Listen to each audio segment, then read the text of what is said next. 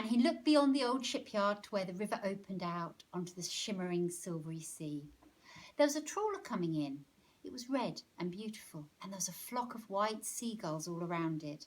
It was lovely, shining in the sunlight and bouncing on the tide. It was a vision. It was like something arriving from a dream. It was a gift, a gorgeous promise. The trawler came to rest at the fish quay. A massive net full of beautiful silvery fish was unloaded.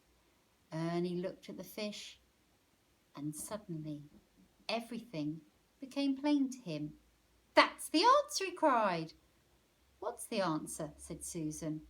"What's the question?" said Stan. But too late. Ernie was off. He belted down the quay and bought a couple of pounds of pilchards. He belted home and put the pilchards on to boil. He got his wheelbarrow and he belted back to Annie and Stan, who were still standing there on the river bank. He put a few sheets of scrap metal onto the barrow.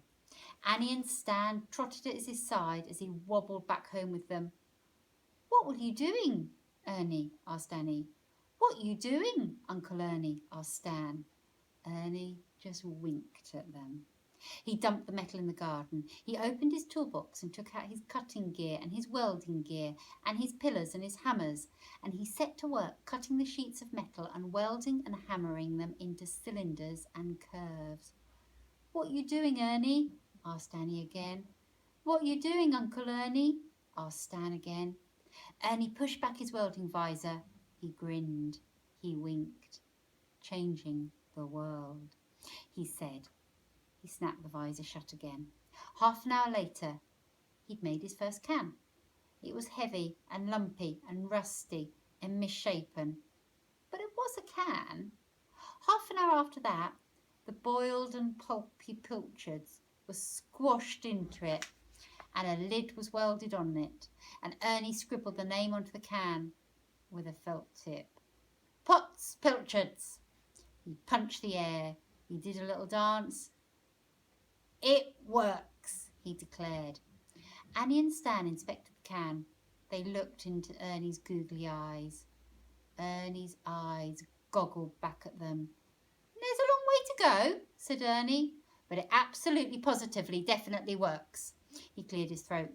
"The future of this family," he announced, "will be in the fish canning business." And that was the start of Ernie's great adventure. Potts' spectacular sardines, Potts' magnificent mackerel, and Potts' perfect potted pilchards. Chapter 2.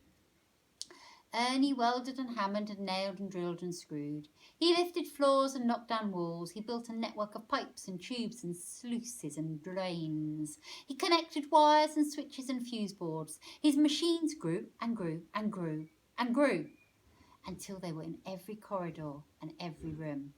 Pipes and cables ran under every floor and through every wall. The house throbbed with the beat of engines, with the snip and snap of guillotines and knives, with the whiz and whir of electric saws, with the gush of sluicing water, with the bubbling of great cauldrons, and with Ernie's excited cries. "Work faster! Work harder! Oh, my wonderful machines! Oh, how I love them! Fish, fish, fish! Machine, machine, machine!" Every morning, trucks brought buckets of fish to the front door. Every evening, trucks picked up crates of tinned fish from the back. Business boomed. Money poured in.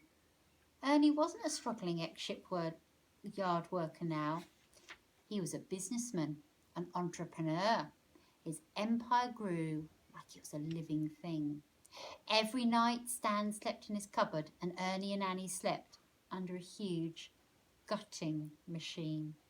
The next morning at 6 o'clock, the alarm would ring, ring-a-ding-ding-ding-ding, and straight away the hooter hooted, nino-nino-nino-nino, and straight away a record played, wakey-wakey, wakey-wakey, and straight away Ernie yelled, "Up, come on, you lot, up, 6 o'clock and time to start, get to work." When Annie groaned or Stan moaned, Ernie's response would be the same, "This is for us, for family. Now come on, it's 6 o'clock and time to start." But one morning, Annie said, "Hold on, Ernie. What do you mean, hold on, Ernie? I mean, slow down. Just for today. Ernie was already in action. He had his gutting gloves on, he had his snipping scissors, and he jangled his keys, and the fish swam and danced and slithered through his brain. Ernie, yelled Annie, slow down, just for today.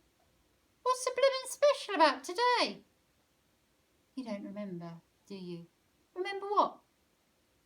She took an envelope from under her pillow and waved it at him. Do you not remember? It's Stan's birthday. Is it?